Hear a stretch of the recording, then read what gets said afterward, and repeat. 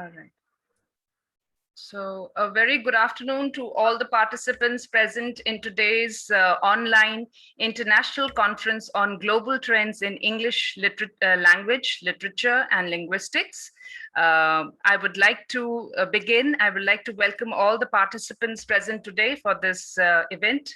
And I hope all of us enjoy the presentation that are going to be presented today. So without further ado, I would like to first have a little bit of introduction regarding the organization. So the Research Cultural Society is a government-registered scientific research organization that is working for research community at national and international level to impart quality and non-profitable services. This conference is also sponsored by RCS. School of Languages, Literature and Linguistics, EU, are established in 2001 and transforming literature and languages through teaching practices to bachelor's, master's, doctoral research level learners, mainly Russian, Estonian, Belarusian, and Ukrainian languages, are taught as a medium of study at the school. English is less spoken language in the school, so it is a learning stage level developing language in the school. Scientific Research Association is working to promote scientific study research at international level, also coordinate with other research organizations for the educational research events. English Literature Club. This club is a group on WhatsApp and Telegram. Apps includes literature researchers and academicians for sharing literature, linguistics, and English language related information and knowledge. Objectives of the international conference: identifying the trends of literature, linguistics, and teaching languages, identifying various knowledge forms of literature and linguistics, analyzing the trends of literature, linguistics, and teaching languages. So that would be the introduction of our organization. And now I would like to begin the presentation session. This is the second presentation session. Firstly, I would like to call upon and welcome the other moderators who would be part of this session. I would like to invite J. Adrina from School of Languages, Literature and Linguistics, and Dr. KRW KH Abhevikrama from who is a senior lecturer in English Department of Languages, Sabar Gumbuva University. Sorry, that's in Sri Lanka. All right. So I welcome you all, my fellow members who are part of the session chair. And now, before we begin with the presentation, a few guidelines that I would want the participants to follow. You will have 8 minutes to present your presentation. Besides, I would also request all of you to keep your presentation ready once your number or your roll call is going to come. So make sure that you're already prepped with your presentation as your number is approaching. And please keep up to the time foundations of your presentation. So firstly, I would like to call upon the first paper presenter, that is Kavita Mahali. Her title is Racial Discrimination in Doris Lessing's The Grass is Singing. Do we have Kamila Mahali?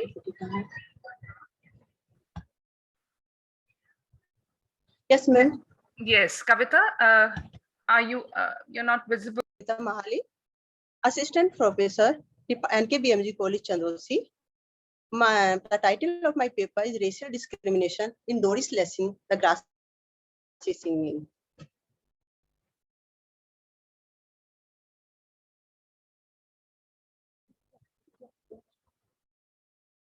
Yeah.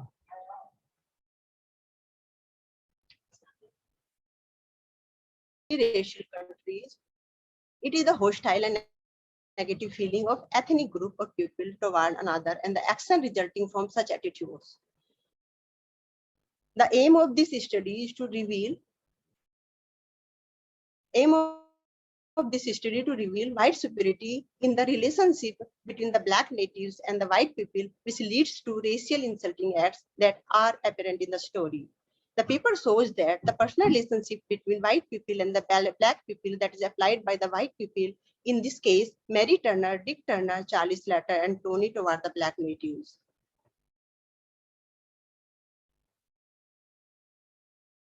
Aim of this study is to reveal white superiority in the relationship between the black natives and the white people, which leads to racial insulting acts that are apparent in the story.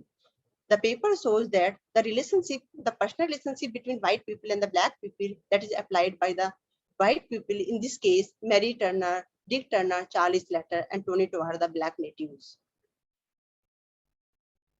The aim of this paper is to analyze on the relationship between black and white people to reveal the racism from the characters' behavior toward the natives. The analysis revolves around relationship between the major characters, which are Mary Turner, Dick Turner, Tony, and Charlie Slater, with the black natives, especially Moses. And come to the what is the relationship between Mary Turner and the black natives? That relationship between the Mary Turner and the black native, it is the story of Mary Turner. In this novel, Mary discusses her relationship with the black natives around her before her death. Mary's self-righteousness is also perceived in her male treatment of the native servants, because Mary thinks that black people completely have different way of living from them. They assume that native people do not need any food to run in their system. In Dick's company, she should cherish feeling of superiority because of his innate submissiveness.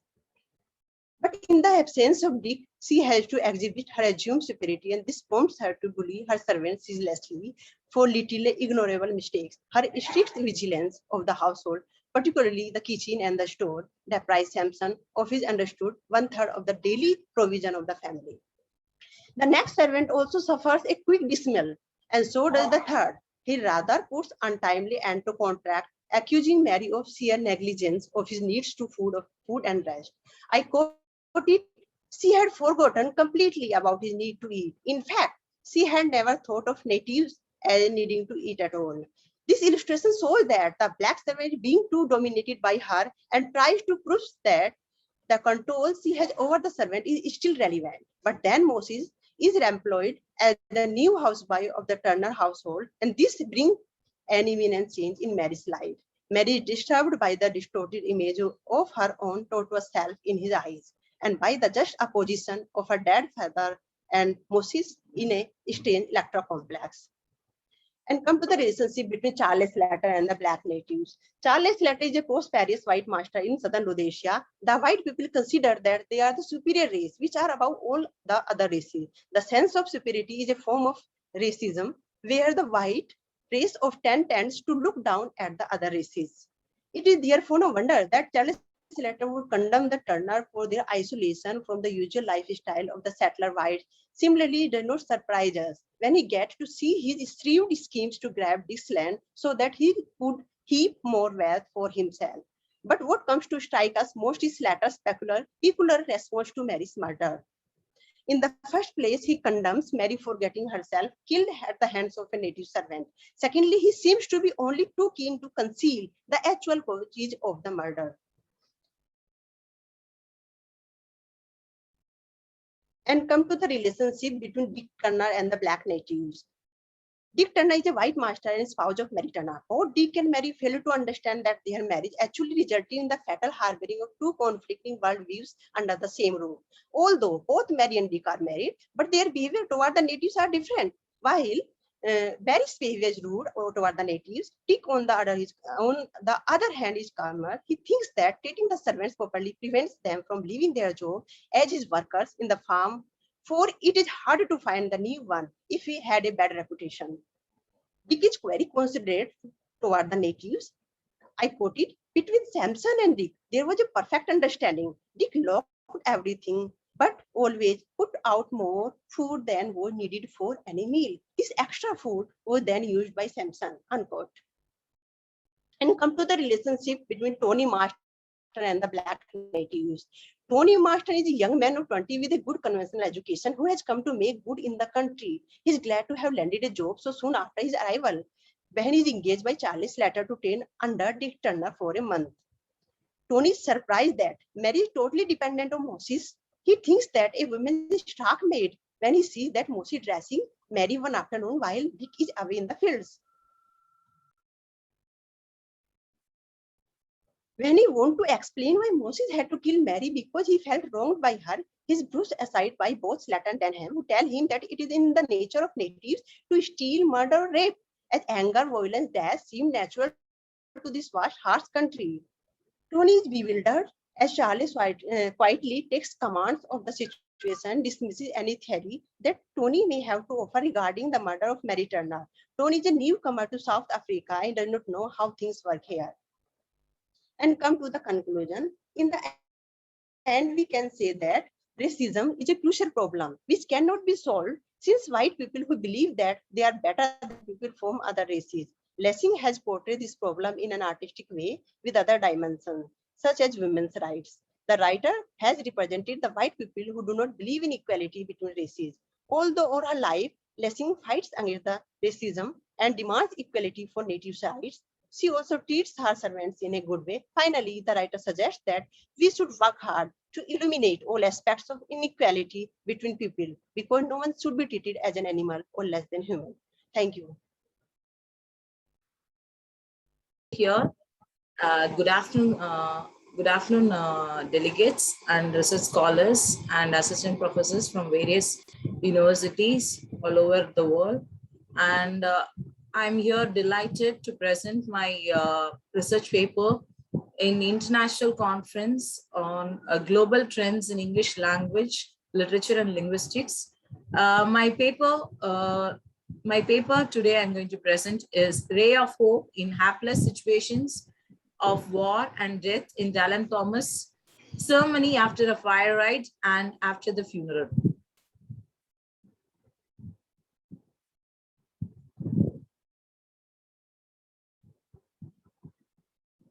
So let me brief the abstract. And Dylan Thomas spreads a ray of hope in hapless situation in many of his poems, especially dealing with the theme of death. According to him, death has to be celebrated like birth, and death leads to new birth. And lament and funeral ceremony are the part of the poem.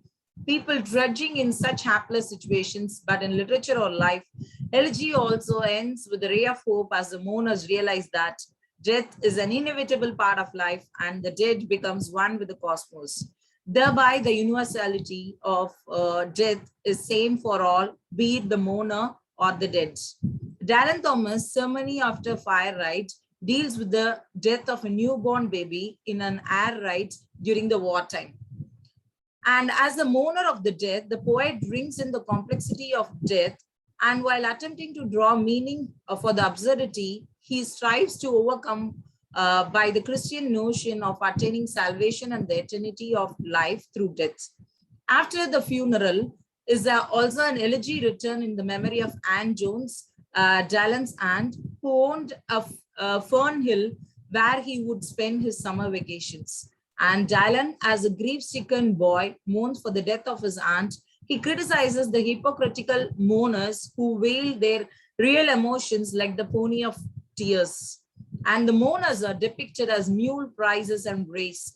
The exaltation and the glory of his aunt's virtues and her love for Dylan brings to limelight as a mourner broods like a dog at the grave death. The memories of Anne and her virtues to be followed bring forth the saintly glory and martyrdom. The mortality of human existence is transformed into eternity, that is from mortality to eternity, that is from birth to death. Death becomes an eternity of life through the transmigration of life in one organic matter to take shape in another or become communion with nature, natural elements. Ray of hope in the poetry is known characteristic of elegy.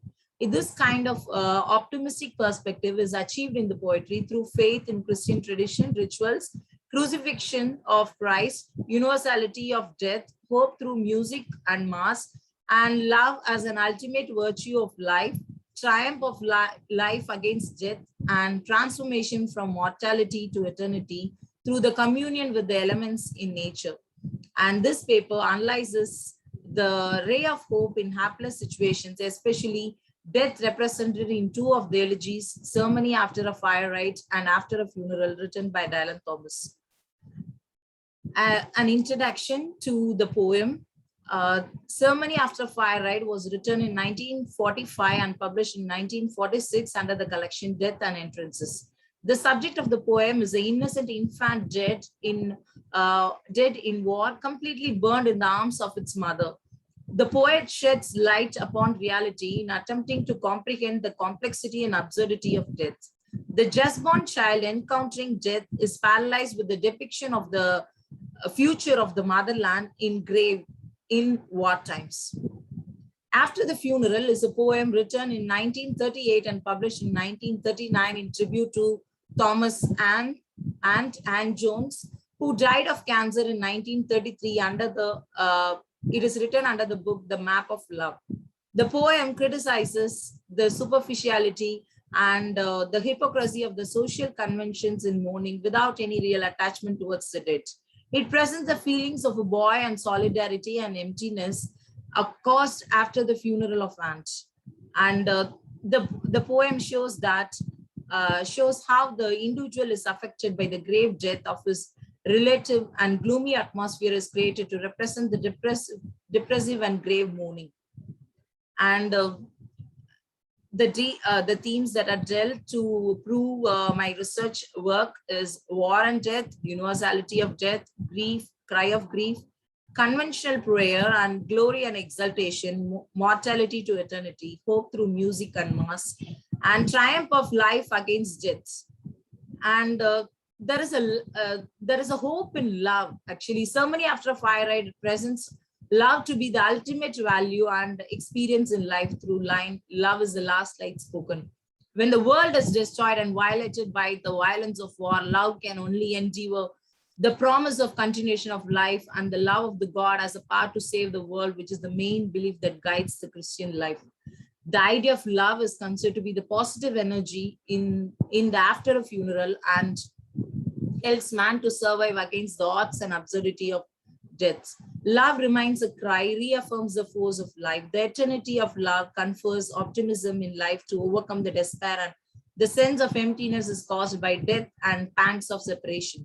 Love only can eternally dominate the power of death, and death can no more have any dominion over life. The characteristic of taking love as the supreme value of life gives the poet the instrument he needed to affirm life beyond the forces of death.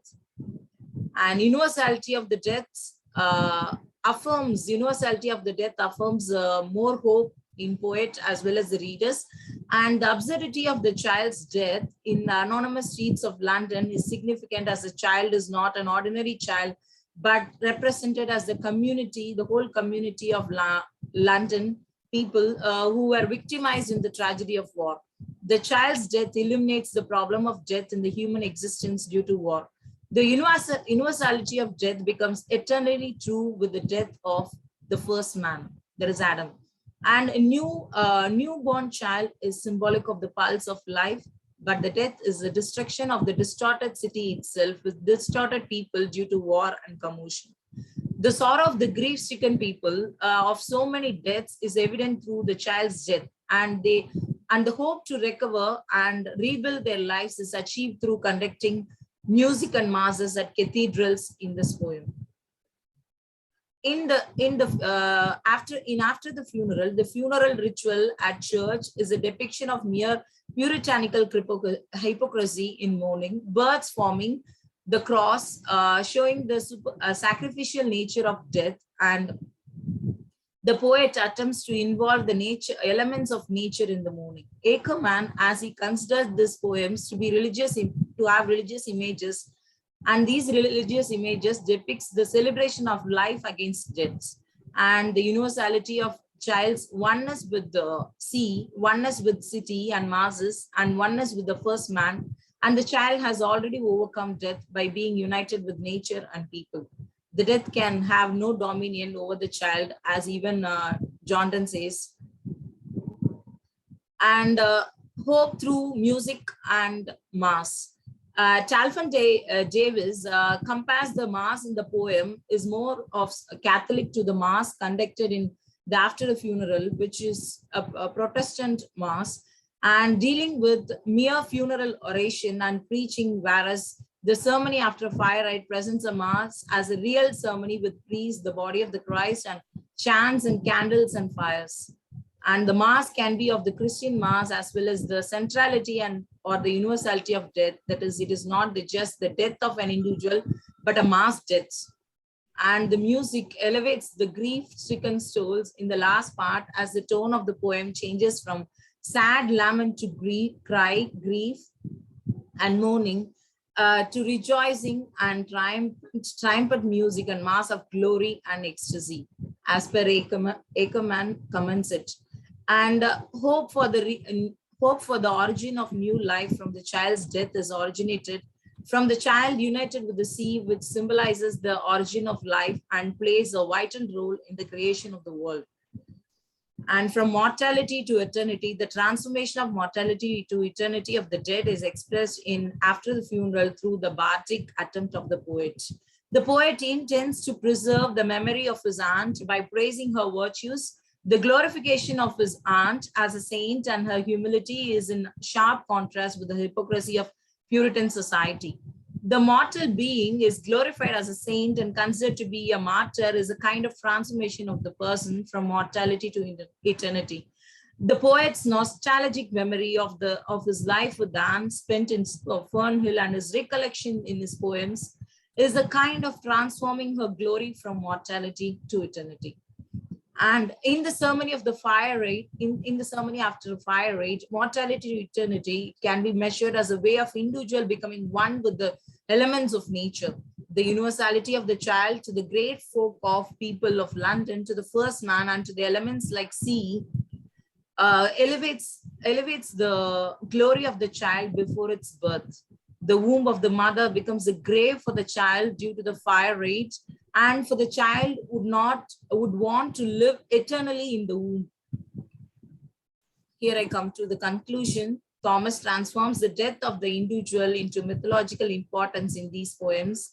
As Luther and Calvin has reviewed this, as a Christian community respect the dead body and provide worthy funeral and maintain the dignity of the gospel, but against the exaggeration in the manifestations of emotion, excess of luxury and adoration of the dead.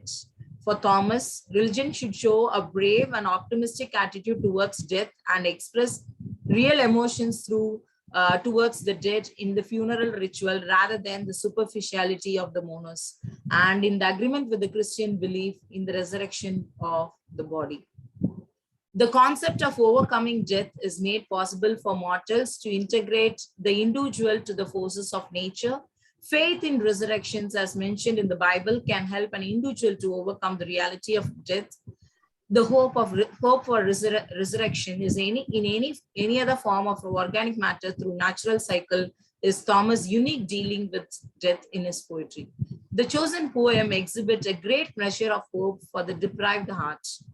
And thank you for your patient listening. Thank you for the organizing committee to give me such a wonderful platform to present my research paper. Thank you so much.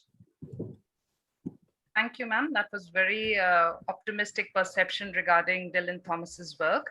Now, I would like to call upon Mr. Ravi L. Lamani, who was not able to give his presentation. Yes, madam. Yes, sir. You can present now. Thank you. Okay, ma'am. Can I share, madam, my PPT from? Yes, sir. You can. There is an option.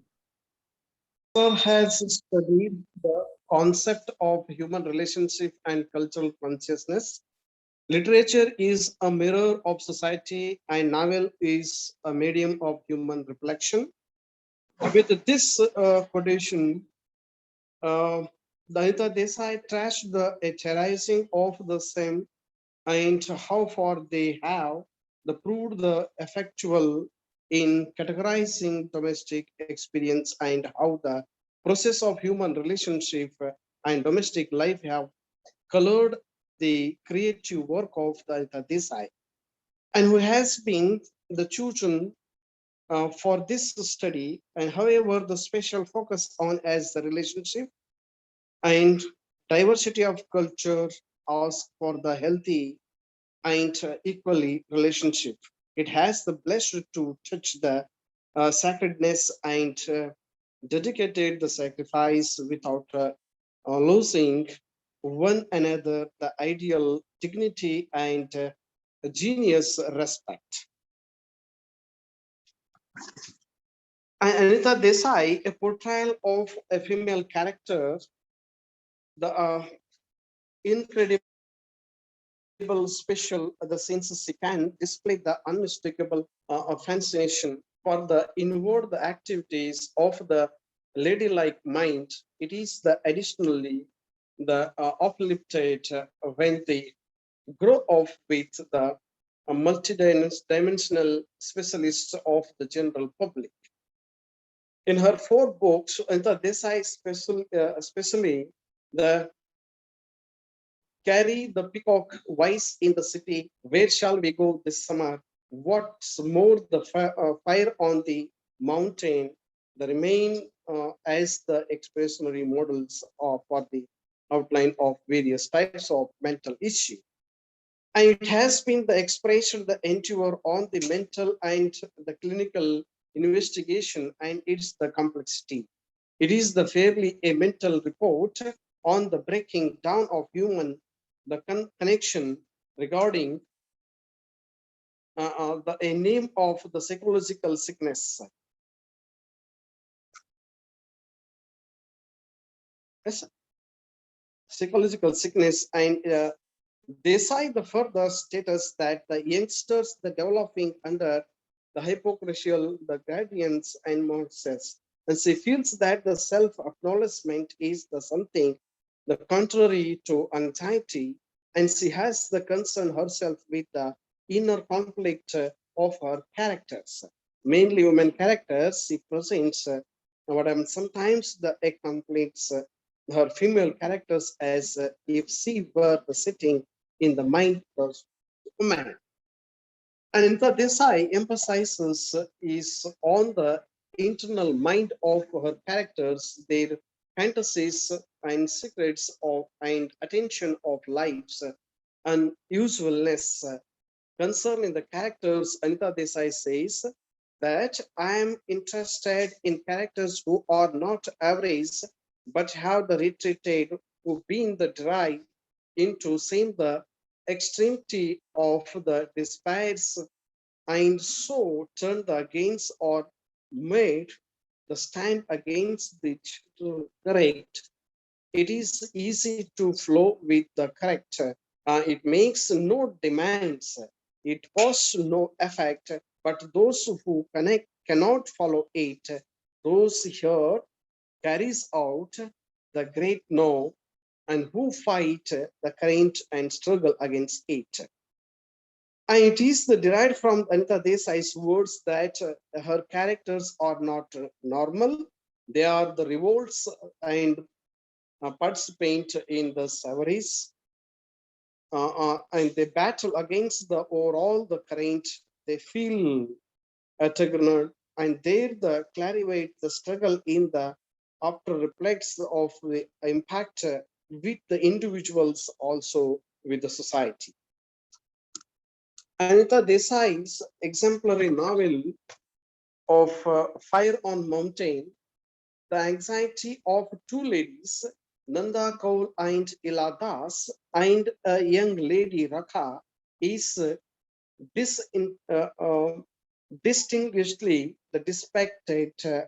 Every one of these 3 characters are the depicted with the stylish contents by the author.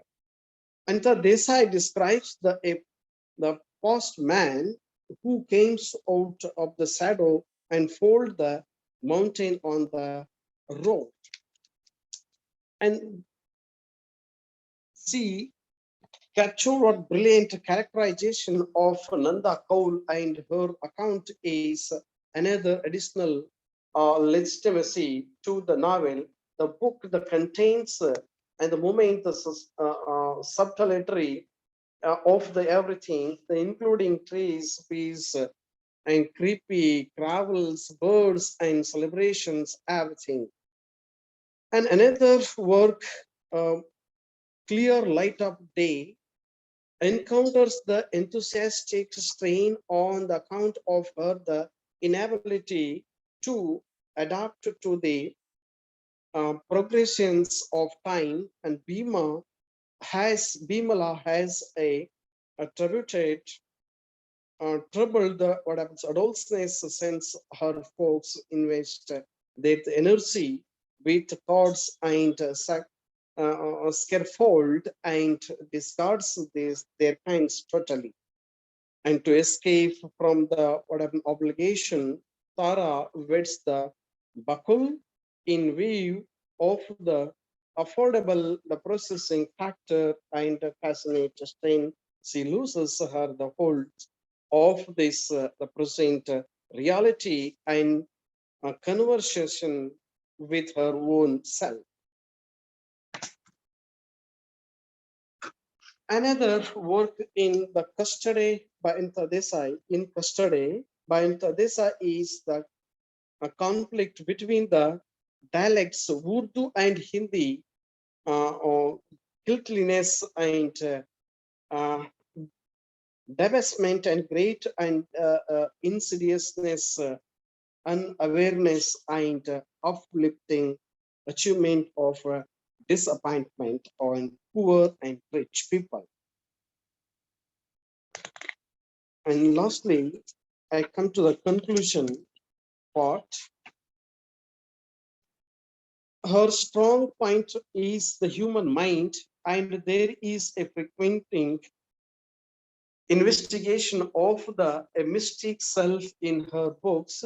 She is worried about the mental emergency in the existence of Indian ladies who are exposed to physical and mental torment in the man-centric culture, and she factionalized ladies in motivation with the end goal of the improvising their the position.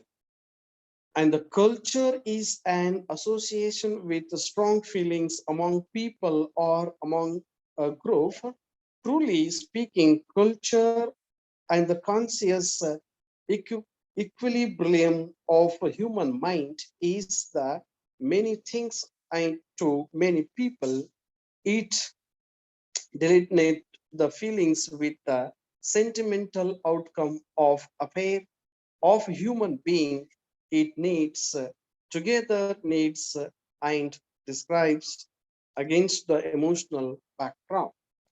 And Desai explores the sense of alienation felt by her character personally as well as the socially in the world era amateur manner, and each and every person at one point in their life suffers is separated, alienated, and even buried in a suffocating surroundings.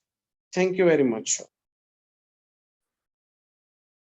Thank you, sir. That was a very interesting psychological perspective to Anita Desai's work. Very interesting indeed. Now I would like to call upon the next presenter, and the topic of our presenter is the use of conjunctive cohesion, a case study of Yemenis undergraduate EFL learners at Sanaz University. And our presenter is Mohammad Hakeem Masood. Sir, are you there? I think you're unmuted, sir. I can't hear you. If you could unmute yourself. No, you're still unmuted. No, you're not audible, sir. Am I audible? Can I start? Yes, sir, you can start. Thank you. Okay, good afternoon to every one of you. I am Muhammad Hakeem Masood from Aligarh Muslim University. My research paper is entitled The Use of Conjunctive Coherence, a case study of Yemeni undergraduate English foreign language learners at Sana'a University. In this research paper, we have talked about introduction, research gap, aims of the study, methodology, validity and reliability of the study, the results of this study, and then coming to the findings, suggestions, and conclusion. Starting with the introduction of this research paper, Halliday talked about so many types of conjunctions, substitutions, ellipses, references, and conjunctions. And this research paper, we talked only about one type, that's called conjunctive cohesive devices, which consists of only 4 types: additive, causal, temporal, and adversative. That are the subtitles of this research paper. Going to the research problem of this research paper, you can see that this type of writing skill is recognized as one of the most difficult skills in writing. So that's why it is intended to be analyzed in this research. Going to the objectives of this research, there are 3 research objectives. That one of them is to identify the conjunctive cohesive devices in the learner's English written exams, quantify and analyze them, and bring some suggestions for both English and teachers for evaluating these type of errors found in learners' essays. Methodology of this research, it is a quantitative approach used and utilized in the analysis of these errors found in the learners' essays. Halliday theory was used for analyzing all the types of conjunctive cohesive devices. Participants of this study are 32 samples were selected out of 159. Procedures of the study: just after collecting the data, they were all carefully read and then analyzed based in the theory proposed by Halliday. After analyzing the errors, they were inserted in Excel program or software, and then their frequency all have been presented, which we will show them later.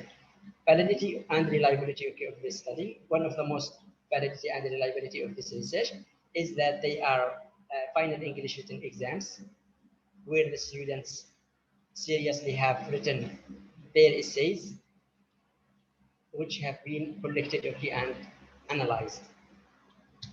Another validity and reliability of this research paper, that it is authentic since it depends in the theory of Halliday that's used for analyzing all the types of conjunctive cohesive devices. One more else is that these data are analyzed or were analyzed based in 2 steps. The first step manually by the researcher himself, where the results were quantified many times and using Excel software also for quantifying them again. Going to the results of data analysis. Now we will go to the students' use of conjunctive cohesive devices found in the learners' essays. These are the 4 types. You can see additive, temporal, causal, and the last one is adversative. You can recognize here that the first common type is additive, which occupied the highest level of frequency, followed by the second one, which is temporal, and you can see the causal one, the third one, and the fourth type is adversative. Now we will go to this type and looking at their subcategories that have been found in the learner's writing. Looking at the additive conjunctive cohesive devices, you can just recognize that there are so many subtypes, starting from and, for example, also, or like, such as, and so on. Looking at these subtypes of additive conjunctive cohesive devices, you can recognize that the subcategory of and is the highest subcategory found in the learner's writing. Going to to the categories that have not been mentioned at all, okay, in the learner's essays. In additive cognitive cohesive devices, you can have a look to the red line words which are colored by the red color. You can see these categories based on the heritage theory are not or have not been found, okay, in the learner's essays, which are just like nor else. Thus, similarly, that is or else. All these red colored words have not been found at all in the learner's essays. The second type, which is temporal cognitive cohesive devices, you can look at the subtypes, okay, of this cognitive cohesive device, which is known, okay, as a terminal or temporal. The highest one, okay, is first and first of all, and the last one is to sum up, as it has been shown, okay, in the table. The red colored words, as we have already mentioned, are the words that have not been mentioned and found, okay, in the learner's errors, okay, in the temporal device. The second one or the third one is causal. The table, look at the figure. You can see the highest and the least causal cohesive devices, okay, found, okay, in this slide, starting from pupils, which is the highest, and ending, okay, with the last one, as it's shown, okay, in this figure. Again, now we will go to the colored word. These colored words, okay, are the subcategories of causal devices that have not also been shown and found in the learner's essays. The last one, which is adversative cognitive cohesive devices, as it can be seen here, but however, and the other two ones, you can see that the highest one, okay, is but, which was frequently used by learners, while the least one is the last that's, okay, shown, okay, in the figure. The same thing happens here, okay, the colored word, okay, with the red color, okay, are the subcategories related, okay, to the adversative cohesive devices that have not been found, okay, in the learner's essays. Going, okay, to the findings, okay, of this paper, you can say that the learners, okay, have employed, okay, all the four types based, okay, in the heritage theory. But you can say that some of these categories have been rarely found, only some of them, and on the other hand, you can say that some other categories have been neglected and have not been used at all, which indicates that the learners themselves have not mastered all these types of cognitive cohesive devices. Conclusion. It's clear that this study draws a conclusion based on revealing, I mean, the weaknesses and the lack of knowledge of learners in using all those types of cognitive cohesive devices that have been totally neglected, okay, in their writings. So, based, okay, on based in the findings, okay, of this research paper, recommendations, okay, have been suggested, okay, to students and teachers both to evaluate, okay, this problem that they are suffering from and they are still lacking when they write, okay, in English. That's all. Thank you. Thank you for giving us such fascinating inputs about cohesive devices. We sure are quite enlightened by your research. And now I would like to call upon the next presenter, that is Mashal Shahid, Mr. Mashal Shahid. And the topic of his presentation is Reversing the Stereotypes of Orient and Analyzing Nationalism and Transnationalism in Shamsie's Burnt Shadows. Sir, are you there? Yeah, I'm here. Thank you. Oh, and this is right. Miss Mashal. Oh, so sorry. Sorry for that. All right, ma'am, you can present your paper. Thank you. Let me just. And linguistics is post-colonial studies. So my research focuses on the following aspects of post-colonialism in Kamila Shamsie's Burnt Shadows. According to Edward Said in his book Orientalism, the best for the Occident or the colonizer, stereotypes the Orient or the colonized or the East. In the novel and the study, the author successfully turns the table and breaks these stereotypes. Not only breaks these stereotypes, but also reverses these stereotypes. So the first stereotype that she breaks in the novel is that Orient is backwards. Orient, the Occident character in the novel, calls Afghan jihad a medieval idea in the sense that people, Muslims all over the world, are coming to fight on the behalf of their brothers. So it is sharing now.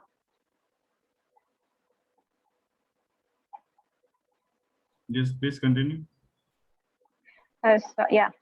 So on behalf of the brother, but he fails to understand that it is himself, along with other people, who are fighting on the behalf of Pakistan.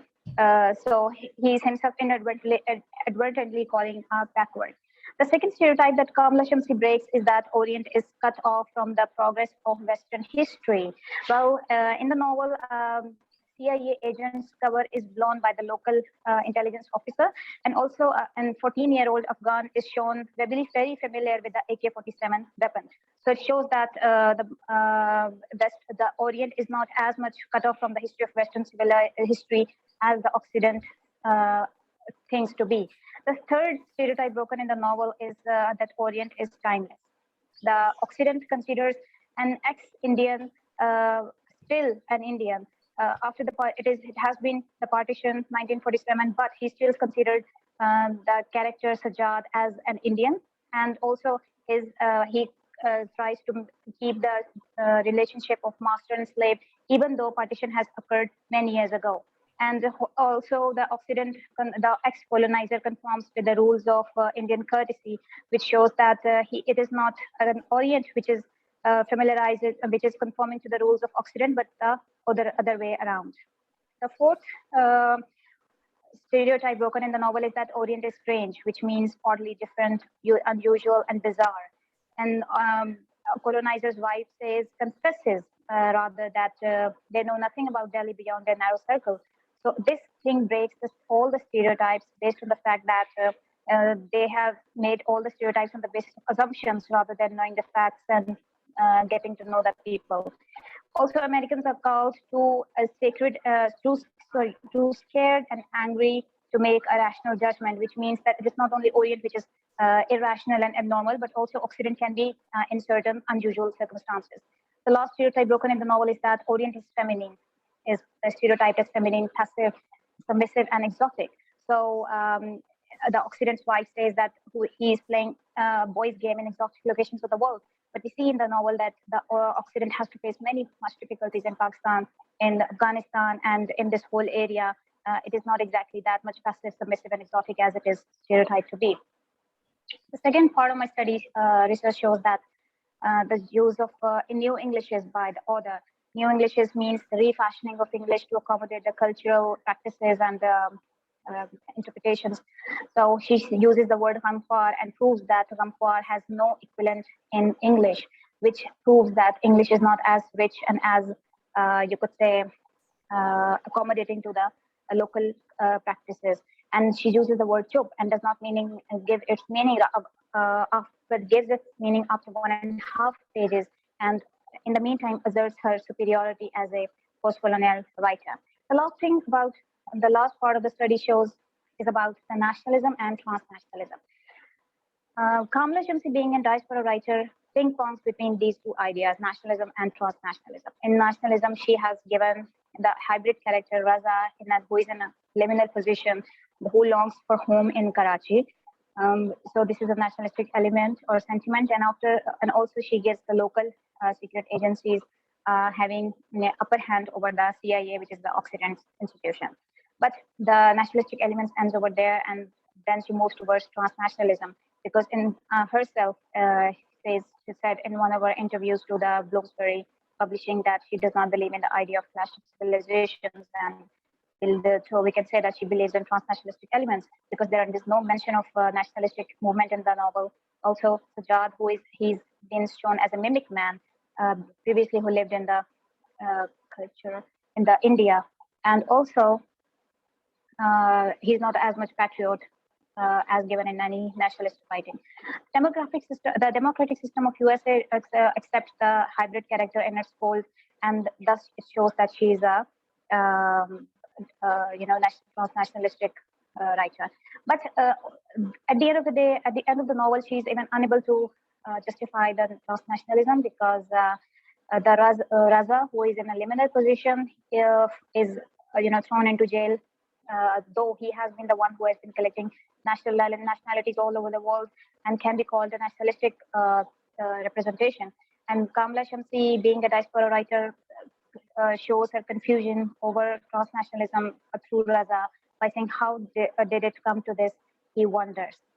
So in conclusion, we can say that this research was basically about saying that how Kamila Shamsie not only breaks the stereotypes, usually the stereotypes are given how the West objectifies the East. But in this novel, she has not only broken, but also reversed those stereotypes by proving that Occident and Orient becomes ambivalent at certain points. And in the end, another element that is studied is that though she moves towards, though Kamila Shamsie was a nationalistic writer, but at certain points she is a transnationalistic writer, but in the end of the day, she then fails to justify that completely. And so the reason we can give that is she is a diaspora writer, and also the reason that she was born as a Muslim Pakistani, then she was educated in America, and now she lives in London. So all these combination of nationalities prove that she is a diaspora writer, and that is why this is the reason that she has been unable to justify the transnationalism or nationalism completely. Thank you. A warm good evening, one and all present over here. The topic for my presentation is Social Conditions of England, a study of Charles Dickens' novel, Oliver Twist. Introducing myself in short, this is Ritika pursuing my second year BA English Literature in Kumaraguru College of Liberal Arts and Science, Coimbatore, Tamil Nadu. Moving on, the introduction. In this slide, I'll be talking about the insight of my research paper on how Dickens' novel reflects the Victorian era and what was the condition of England during that period, and what was all about the connection between the novel Oliver Twist.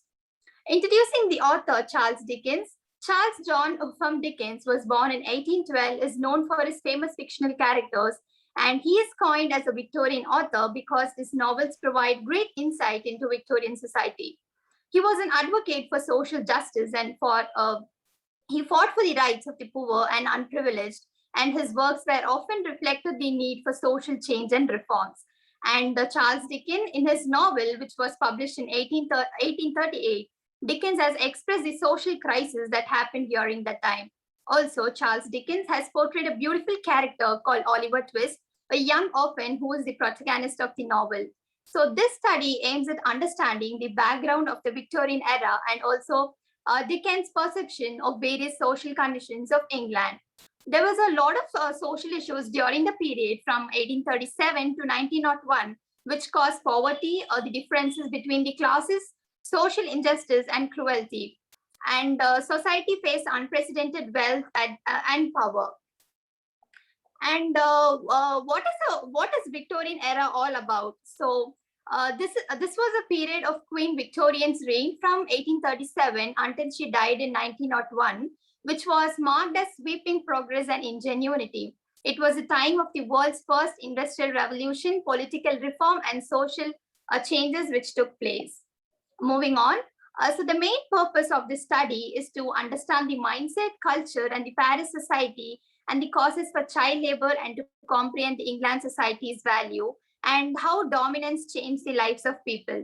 Along with this, we could see how the Industrial Revolution has brought a greater impact to the society of England. And finally, to understand the difference between the Victorian era and also to know about the current modern society. In this slide, I have shown the linkage of Oliver Twist's novel, which showcased the England society's various aspects, such as political, cultural, economical, religious aspects of England, and how science and technology brought a greater impact on England during the Victorian era. So talking about political aspects is Charles Dickens in his novel Oliver Twist has beautifully explained the term of unequal salary. And when the Poor Law Amendment Act began on 1834, in which the rich were considered to be rich and the poor were considered to be poor. So when it comes to political approaches, poor children are fed with small amount of equipment and basic needs. So the difference between the upper class and the lower class was so discriminating, in which people were dominated more and were harshly administered. Talking about the cultural aspect, Charles Dickens has portrayed a few characters that seem to be selfish and marginalized. For example, in the character of Mrs. Mann, the old woman who is supposed to take care of the orphans does not do her job properly, and she refuses to serve the children. When it comes to the workhouses, nobody was served good clothing and food. So in this novel, Oliver, the character in the book says, I need some more porridge. So this shows that the children in the workhouses were treated very harshly and were served with a small quantity of supper. So talking about the religious values, religion has been a vital theme that explains the behavior and culture of Paris society. So the society was treating the orphans in a very cruel way, and vulgar languages were used, and children were abused, and pregnant women were terribly treated harshly. By looking at the condition, we could understand that people lacked religious values, and Dickens himself was an Anglican, but he explained the negative aspect of Christianity. Thus, the poor knew nothing about religious values because it has brought no meaning to their life. So moving on to science and technology, science and technology has brought no greater impact to this novel, but Dickens has explained in a few ways, a few places in the story. The Industrial Revolution came into existence, and it had a greater impact on children because they were asked to work as laborers for many companies, and children were forced to work day long, which is treated as illegal. So parents were asked to send their kids to work to support the financial crisis in their homes. And also children were left uneducated. So moving on to the methodology used in this research paper, I have used qualitative research in which I explored in depth about life in England during the Victorian era by comparing Oliver Twist's novel. And the style used is descriptive generic style by learning the Paris society and its culture in the 19th century. And the primary data was the Oliver Twist novel itself, and the secondary data used is I have read a lot of articles and research guides relating to the same. Moving on, so what was the key finding in the study? In conclusion, I wanted to tell that by analyzing Oliver Twist, we can clearly understand the condition of England during the late 19th century. There were lack of human values, cultural transformation, dominance of upper class over the lower class that existed among the Paris society, and various social characteristics such as politics, culture, religion, science and technology, and economy of the Victorian England are analyzed through this study. Therefore, I would like to conclude by telling that Victorian era reflects how the ideals of British society are way different from modernism. While the Victorian society was infused with rigid values, modern society gives room for public opinion and individual choices. So I've come to the end of my presentation, and these were the few references which I have done. And thank you everyone for listening to me. And I'm extremely sorry if I extended my time. And thanks for providing me this opportunity. I'm Ritika Patra from Bardwan, West Bengal, and good afternoon to all of you, and thanks for giving me the opportunity to present here. My topic is rereading of Thakumar Jholi, Grandmother's Bag upon Socio-Cultural Facets of Bengal, and it was written by Dakshinaranjan Mitra Majumdar in 1907, just after the Bengal partition in 1905. And as we know that the literature is the mirror of the society, the tales of Thakumar Jholi project light on the contemporary society during the colonial era of India. And it is categorized as the children's literature, and we know that the children's literature are made for the children to shape their characters from their own self as demanded by the society and give the moral lessons. But at the same time, through these tales, the writer tried to give a clear picture, clear scenario of Dadin society in order to arouse the native people from their sheer ignorance to raise their voice against the colonizers, thereby snatching their own power over their own country. But I will mainly try to focus on the characteristics of the princess and in which domain they are relevant to the contemporary society, and by how they are proving the exactness of the characters like Gopal and Rakhal. So this is in the first slide. This picture has been taken from Lal Kamal and Neel Kamal. These are the two princes, and the demon queens had taken already the position of the stick of the Lal Kamal, and which is thought to contain the lives of the people, of the humans of that particular kingdom, and the demons tortured in various ways. Just like the colonizers invaded throughout India and expanded their colony and tortured the native people in various ways, and consequently the country people, the native people, are fleeing from their own motherland as demons captured their land, but they are so ignorant. They have no capacity to protest, to resist against them. In the next slide, we can see in the first picture, Durrani is in a miserable condition, and the Bengali literature is full of Durrani. Durrani is such a character who is a mother figure, observes all her familial responsibilities. She pays heed to her husband. She cares for her children and all over the kingdom in the tales of Thakumar Jhuli. But somehow this Durrani is alive with the motherland during the colonial rule of India. Mother India had been tricked by the colonizers to snatch her dignity, respect, and liberty, and had been left devastated by being abducted the wealth of the nations. And she had to be the witness of various punishment, either it be physical or mental or psychological, upon her own sons. In the second picture, we can notice that this picture has been taken from Kakonmala and Kanchanmala, and here the king has been suffering from filling his body with some needles, as he shows the foolish attitude towards the fraud persons, just like our native jamindars and native kings, nawabs, who believed and obeyed the Britishers and even spied upon the native sons at that time. For that they had to pay. These two pictures, we can know the characters of Gopal and Rakhal. Gopal means a good boy, and Rakhal means bad boy. From Varna Parishad written by Isha Chandra Vidyasagar, we can get these two characters, and children had to read this book from their very early stage, from the first stage of learning.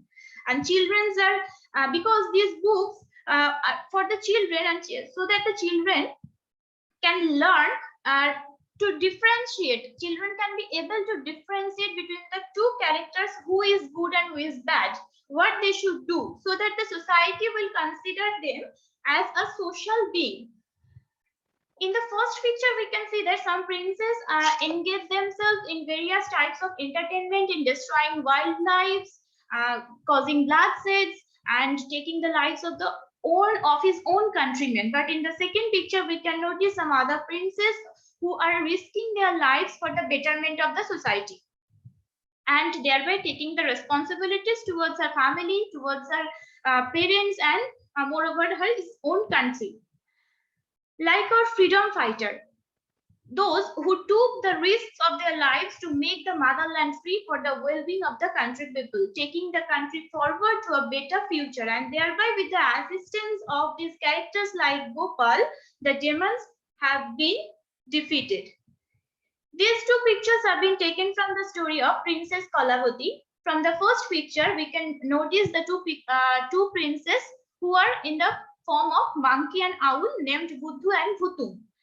On another issue, the writer has projected the light upon the rural beliefs, as we can notice that queens are seen to eat the barks of the root or the roots of the tree, given by the saints, only to get the sun child. It was thought, or it was believed in that time, that if a king died without any son, after the death of that particular king, the kingdom had to be handed over to the Britishers. So the king tried to adopt a son. On another note, when these two princes are monkeys and owls, their father is not accepting them, as they don't have any handsome look, they are not golden complexioned.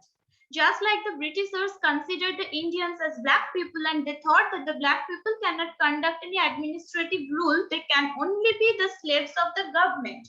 But this rejection of accepting them as the princes cannot be the hindrance for them to observe the responsibilities towards their country towards their elders. They did not have any revengeful mentality, thereby proving the appropriateness of the character like Gopal. And their disguise is somehow relatable to our freedom fighters who took the disguise only to save the native land. So at conclusion, we can say that if you have any earnest desire in your mind, you can do anything. The color doesn't matter. After partition, the Bengalis started copying the colonizers in using English language, in dressing sense, cultures. Even they borrowed the fairy tales to for speaking the tales to the children. In order to retain the pure Bengal taste, the writer Dakshinaranjan Mitra Majumdar sometimes added the stories of knitting, collecting the bunches of the trees as fuel, making cow dung cakes.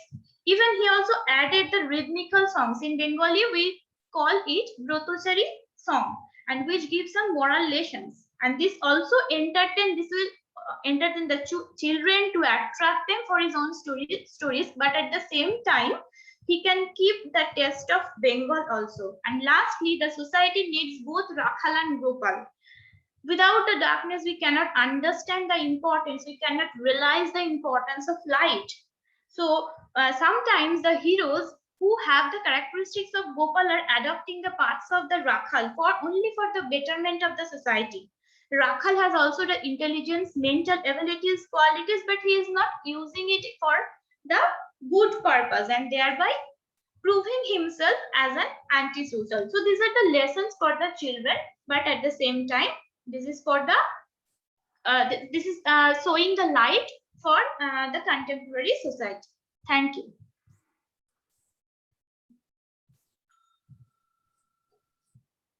Thank you, Ms. Ritika. Your presentation was indeed very interesting regarding the Bengali culture, how the Bengali culture is, these narratives, these cultural narratives are able to instill so much of knowledge within us regarding the good and the bad perspectives and help us in understanding and finding the right path by providing the good as well as the negative aspects through the narratives. So that was very fascinating and very intriguing. Thank you.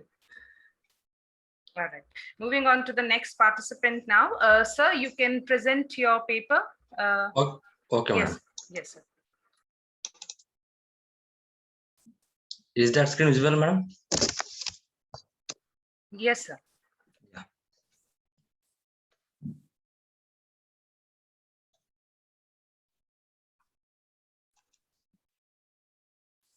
Okay.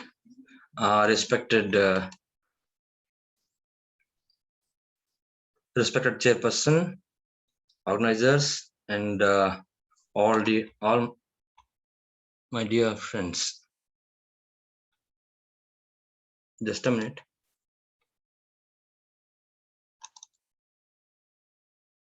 Yeah.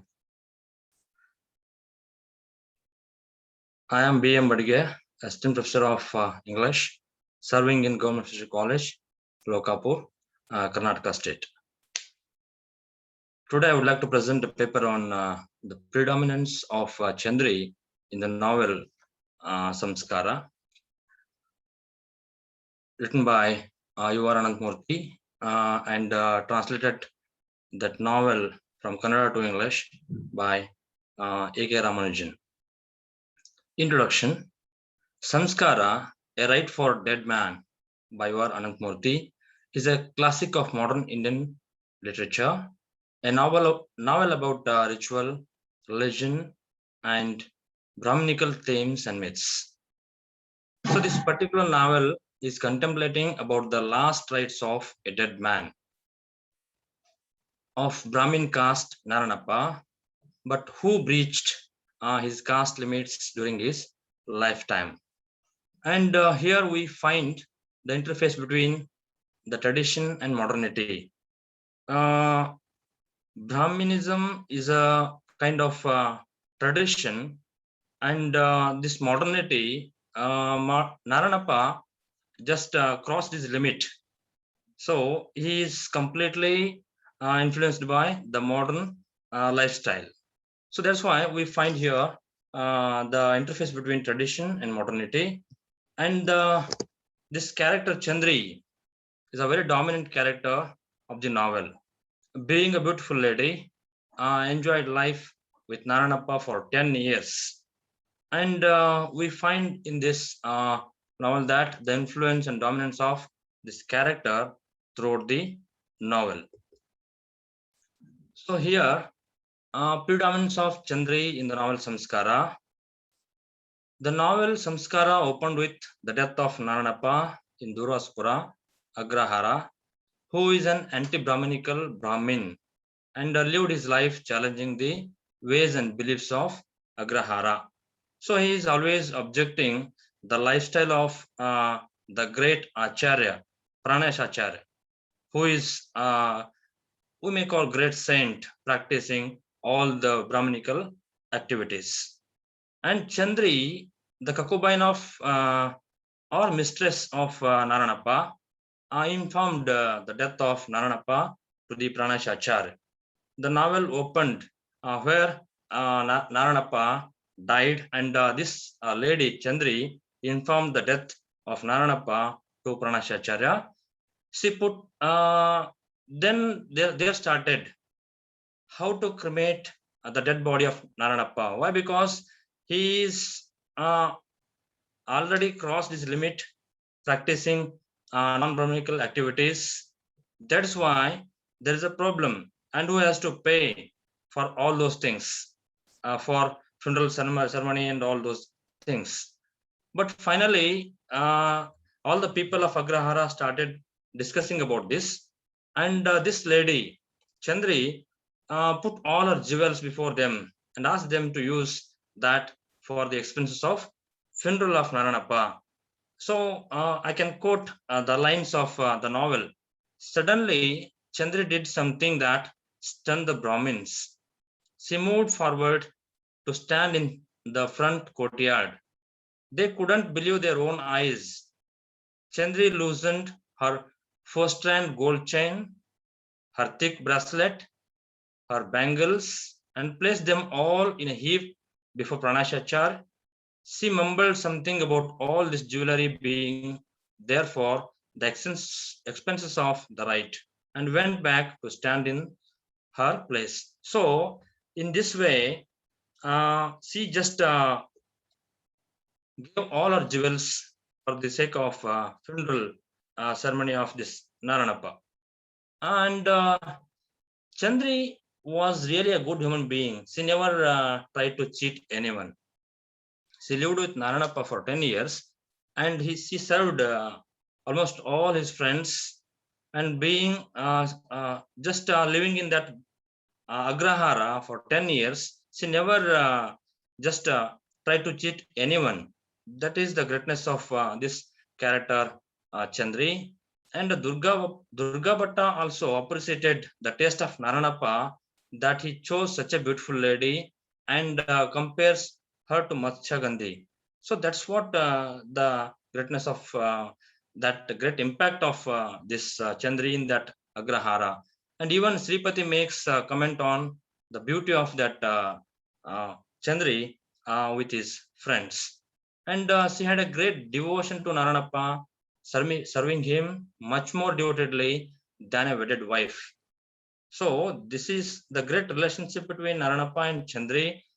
And Naranappa keeps her like a queen, and she has not taken advantage of her position. That is most important here. And she had every chance to cheat Naranappa, but she never did that. And the people of Agrahara tied up with their tradition. They stopped eating food until the body is cremated. But Chandri did not have that patience of fasting, and so she couldn't control her hunger. So she is such a lady that she lived with Naranappa, loved very much Naranappa, but he died now. But she cannot control her hunger. So she is very practical, and she's also a good human being. She can take care of the dead body of Naranappa, and also she won't control her hunger.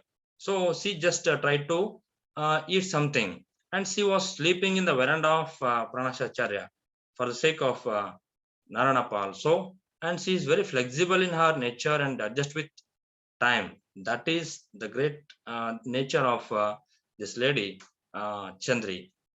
And Pranashacharya, a very kind-hearted man, he tried his best to help this Chandri, but even he was helpless in cremating the Narappa's body. Why? Because there is a tradition that if he is with that Brahminical activity, there is no question. But he is already out of that agrahara, maybe out of that tradition. So now, whether Brahmins has to cremate the dead body or someone else, there was a big question mark. That's why this Pranashacharya also in confused mind what kind of decision he has to take. That's why he tried his best to help that lady. And Chandri also thought that this is all because of her, that hurt her to think so. Because if there is no, this lady was not there with Naranappa, definitely after the death of Naranappa, definitely his body is going to be cremated. But now there is a problem that because of this lady, all the problems have been already there.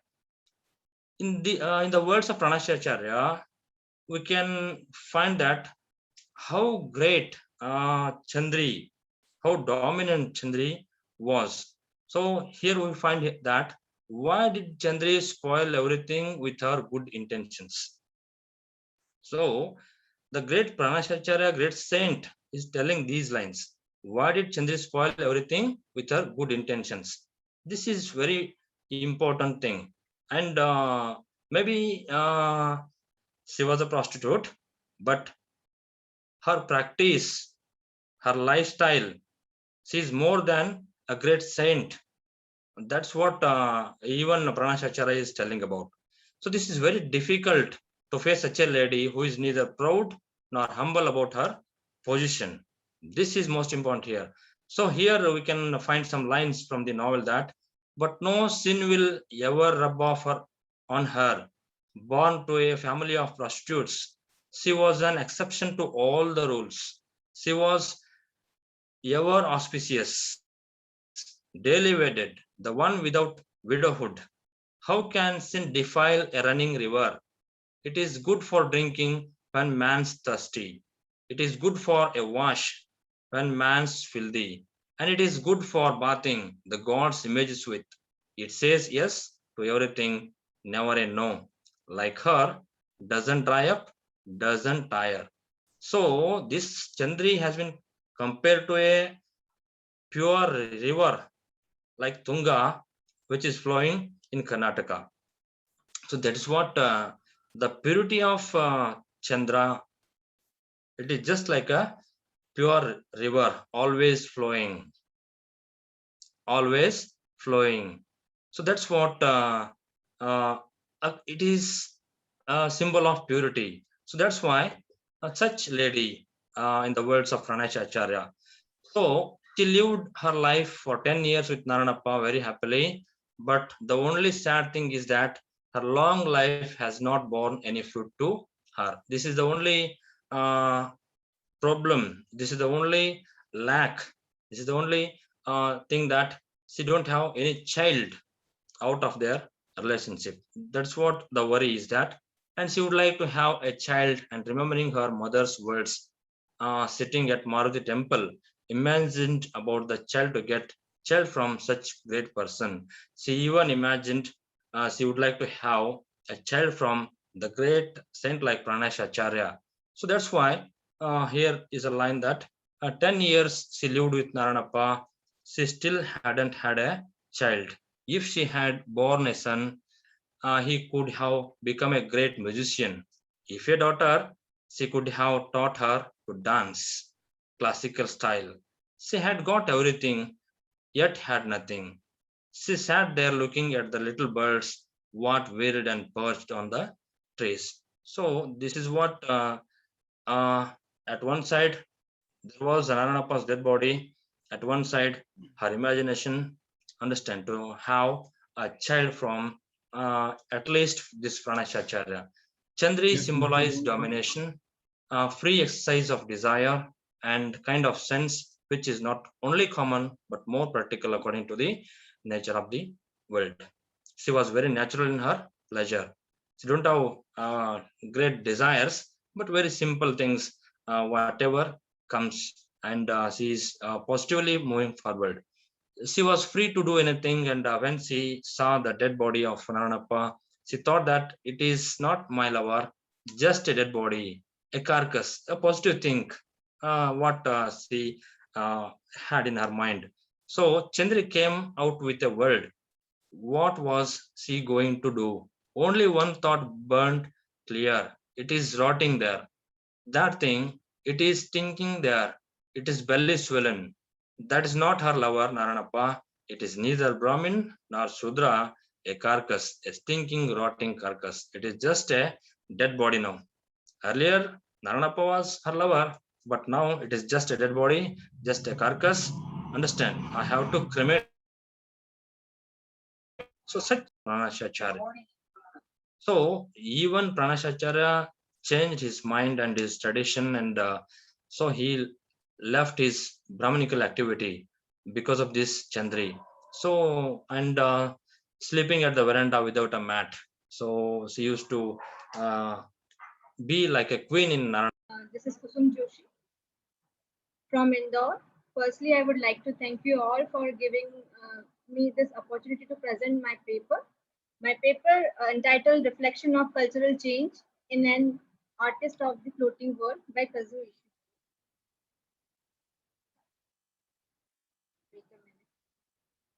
Okay.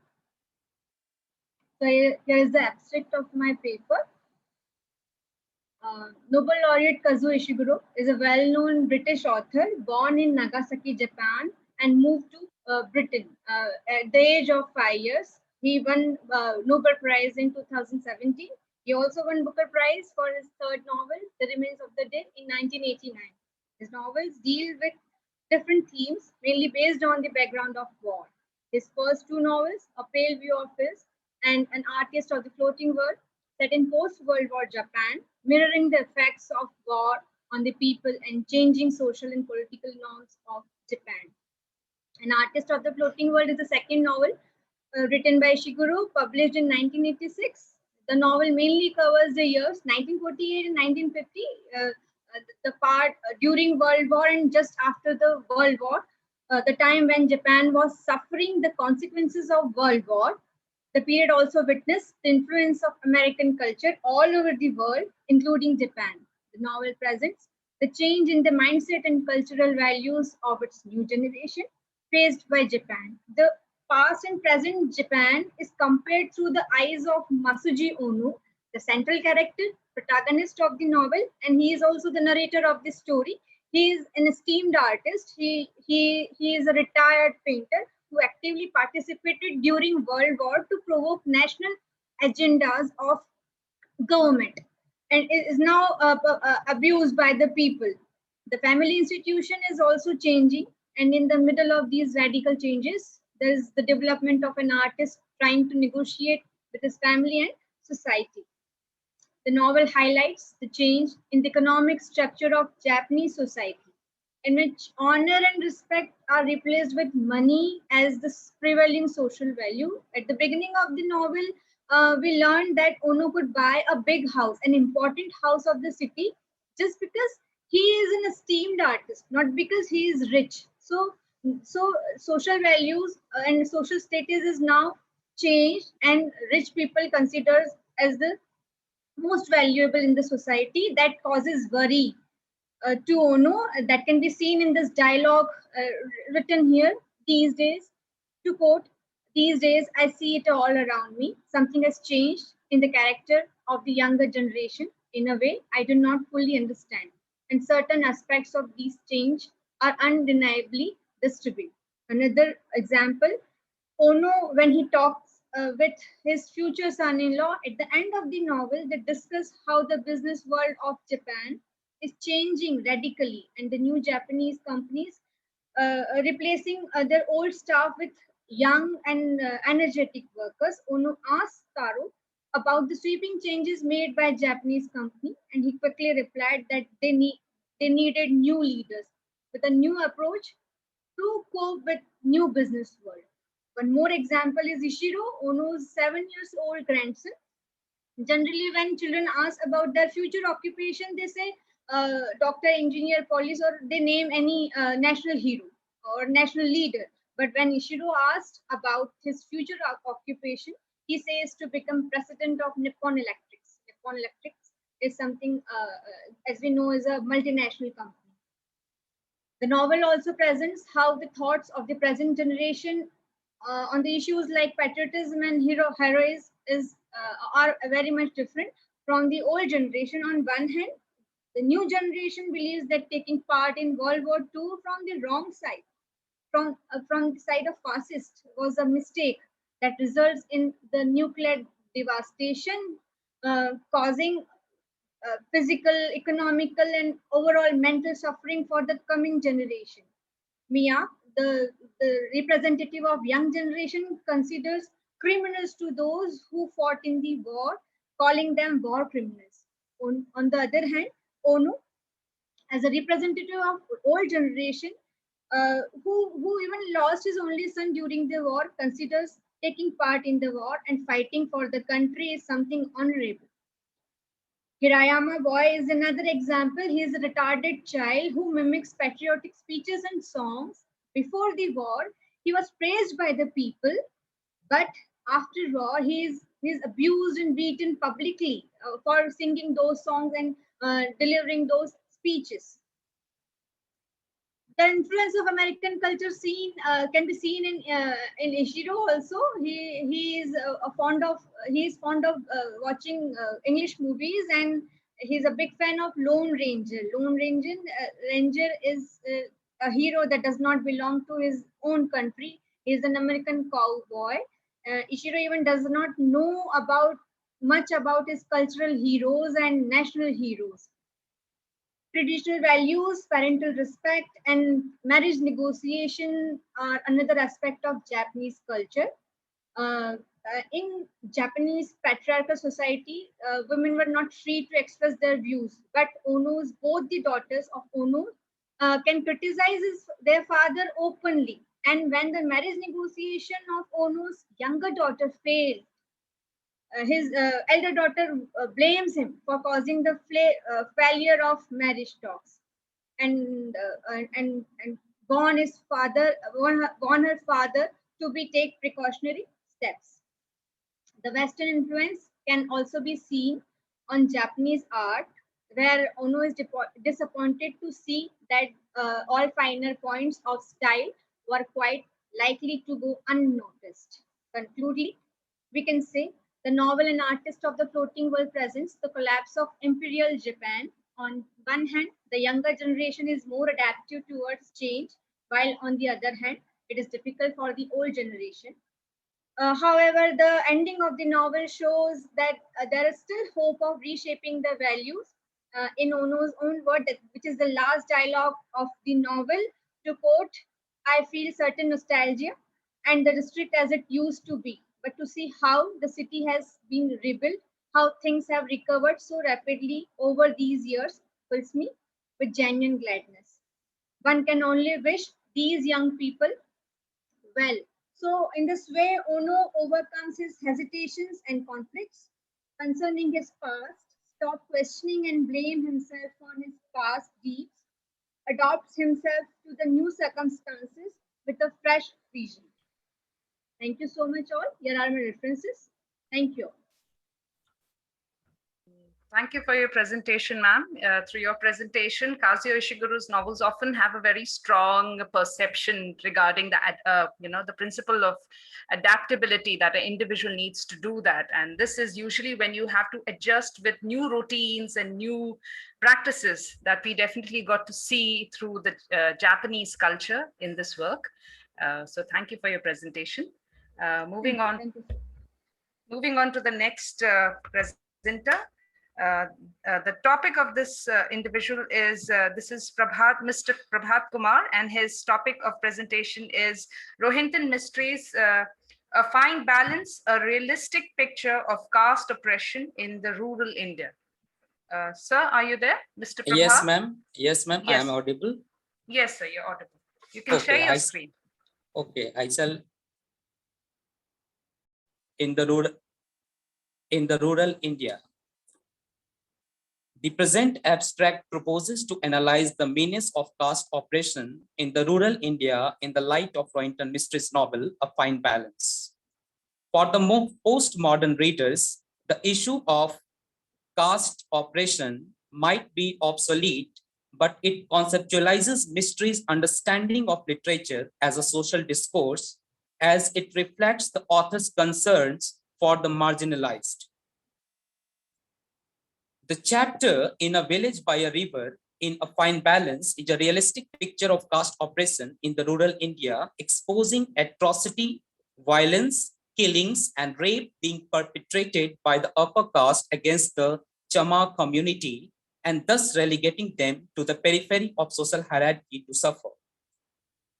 Mysteries' blend of realism with the tragic tale of Om and Ishwar raises an issue of social equality in a country which claims to be democratic constitutionally. The traumatic experience of Chamar caste shown in the novel clearly confirms the fact that the practice of caste system still exists in India, and Mysteries of Fine Balance is an artistic resilience by the marginalized group against the tyranny of the upper caste. Now I'm going to read out few of the passages of the novel, which will clearly understand our understanding of caste oppression in India. In one of the incidents, when the children of the low caste, they entered the school premises and they are beaten badly. And this is how the beating is justified by one of the upper caste characters in the novel. Your children entered the classroom, they polluted the place, they touched instruments of learning, they defiled slates and chalks, which upper caste children would touch. You are lucky there wasn't a holy book like the Bhagavad Gita in that cupboard, no sacred texts, or the punishment would have been more fine. So with this passage, we come to know the extreme form of caste oppression that is being practiced in rural India. Mystery through this passage highlights the extreme practices of caste oppression in Hinduism. The untouchability has fragmented human society into pieces where human values are on periphery. This is how a family of Chamar community tries to upgrade themselves by sending their sons to learn the tailoring skills. But when one of his sons comes to the village, this is how he meets with the tragic end when he demands his voting rights. And this is the description in the novel. We will go as soon as we mark our ballots. It is our right. So the lower caste, a son of lower caste, demands his ballots, but he is refused by the upper caste. Then he is hanged till death. And his entire family, the Dokhi Mochi, the entire family, along with his wife, his daughters, are immolated. So this is the extreme form of caste oppression that has been reflected in the novel of Rohingya Mysteries, A Fine Balance. And this is how one of the critics, Nilufar E. Barucha, says about the writings of Mysteries, that the marginals, the dispossessed, and damned are given a voice here. So let me conclude by saying that Rohingya Mystery, through the chapter In a Village by a River, addresses the issue of caste discrimination in the rural India. The novel echoes social justice for the marginalized section. The tragic tale of Om and Ishwar Chamar reminds us of the fact that untouchability is like a leprosy which has rotten the social values. It has fragmented the society into binaries, periphery, and center. Mystery tries to fold down the voices of the marginalized through the story of Dukhi Chamar and his family members. However, the novel does not have a magic bullet solution for this evil practice in our society. The characters react vehemently and they suffer for this reaction. The killing of Dukhi Chamar and his family members by Thakur Dhamsai is a living example of killings of caste revenge across the country, a clear violation of Indian Article 51, which prohibits discrimination on the ground of religion, race, caste, sex, or place of birth. Thank you. Thank you. Thank you.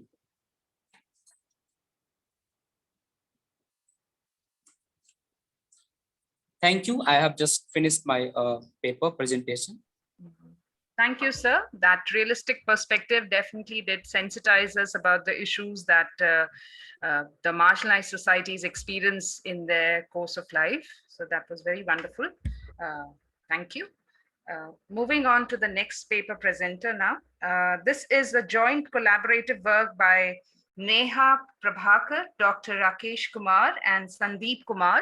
And their title, the title of their topic presentation is Psychoanalytical Analysis of Human Struggle in Materialistic Society in the Blind Lady's Descendants by Anis Salim. Are the participants there for this presentation? Neha Prabhakar? Good evening, ma'am. Yes, you're audible.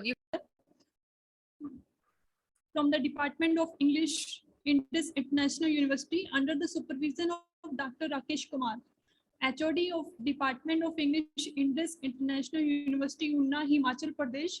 Here we are presenting a research paper on psychoanalytic analysis of human struggle in materialistic society in the blended descendants by Anis Salim. Now, first of all, I would like to discuss about the author, who is Anis Salim. Anis Salim is an award-winning writer in Indian English literature. Anis Salim was born in Varkala in 1970. He lives in Kochi. He won the Sahitya Academic Award for the Blind Lady Descendant in 2018. He represents in his fiction the tragic view of the Muslim family. Author in his psyche is reflected in his fiction, how human struggle. So tragedy in the Blind Lady Descendants by Anis Salim.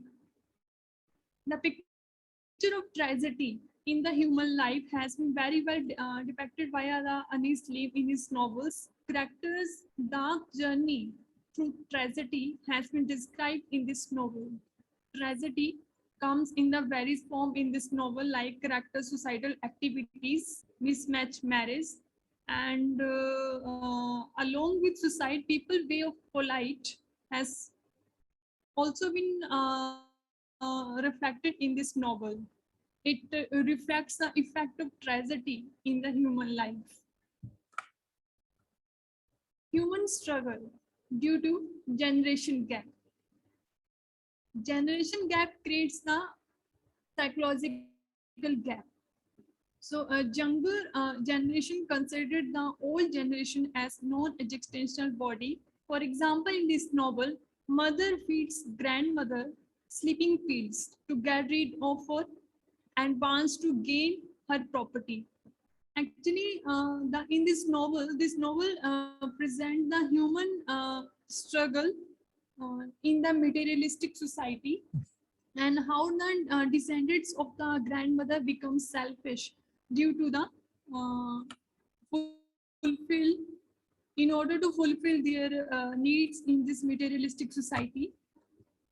Dowry system. The depiction of dowry system has also been very well described in this novel by Anis Salim. Dowry system also evokes the human psyche as affected from the patriarchal society. Dowry system is a stigma for Indian society. People's psychosocial problem has also been described in this novel. due to in order to fulfill the demand of the dowry of the bride, parents have to suffer. So for example, in this novel, grandmother's bungalow is sell to spend money on Jasira marriage and fulfill the materialistic social customs.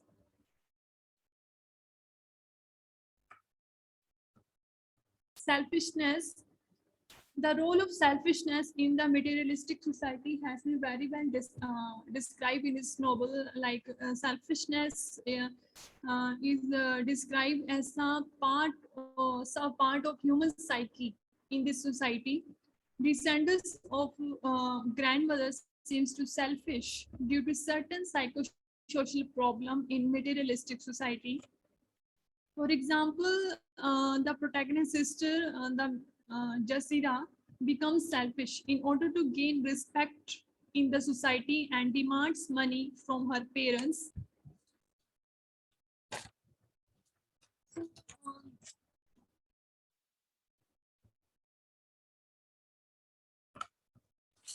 Actually, the average character in this unsatisfied from their life. They want to proceed with their desire based on societal terms. For example, Jasina wants to get married, and other characters seeks freedom by eloping with someone. And Sophia in her beautiful look, Akmal in religion, and Javi in reading books. So in this novel presents the many types of character who seeks the different ways to escape from this escape from the struggle, and they adopt the different methods. And one part is also described that in the contrast of all these worldly character, the character of blind grandmother represent the real humanity and remains blind from materialistic society.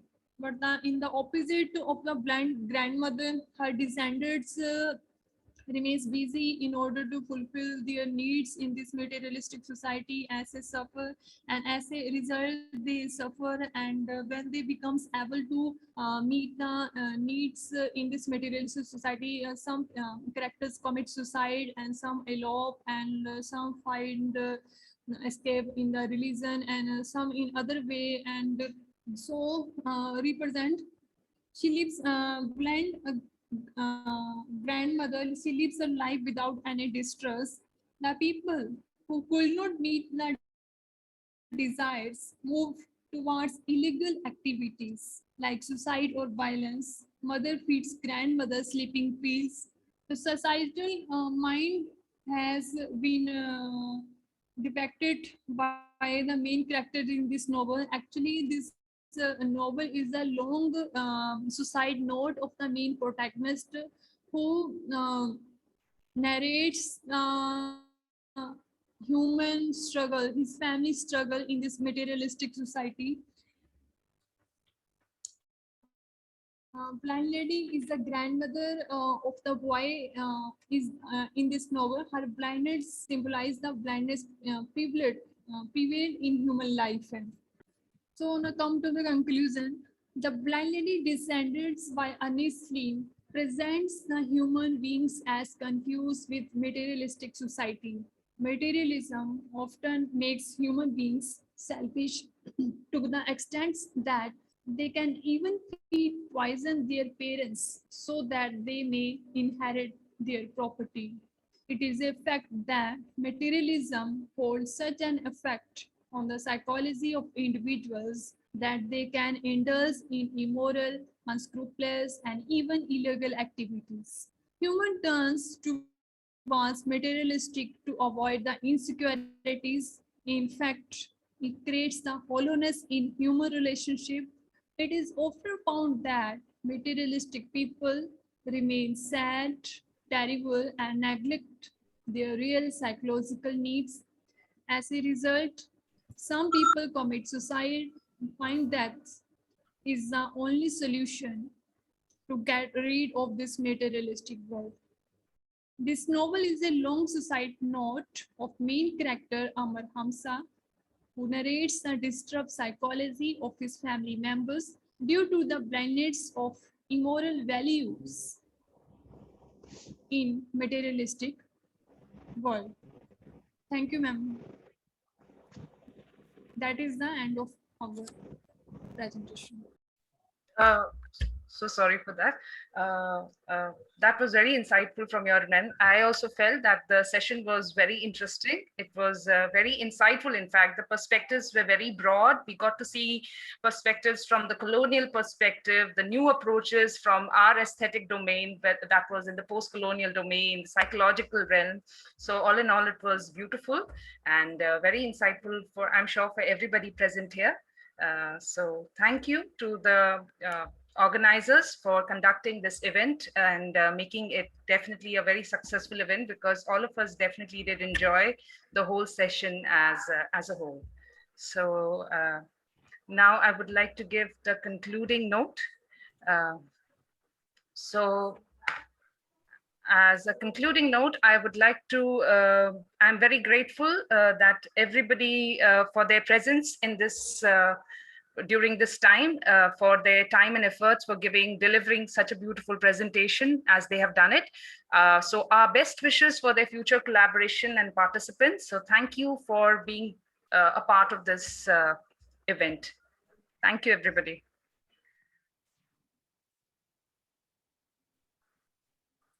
You can share the feedback link. We are also going to provide you a form, probably in the chat box, where you can provide your feedback regarding how you felt this session and the complete event was like. So please do not forget to give your feedback in the feedback form that we'll provide you in the chat box, and is also available in the brochure that we have provided you with. So that concludes the day. And thank you, everyone, for being a part of this event. Thank you. So should we conclude, sir? Yes, just wait a minute. Yes. The chat box. Yes. Feedback form is now open for the participants.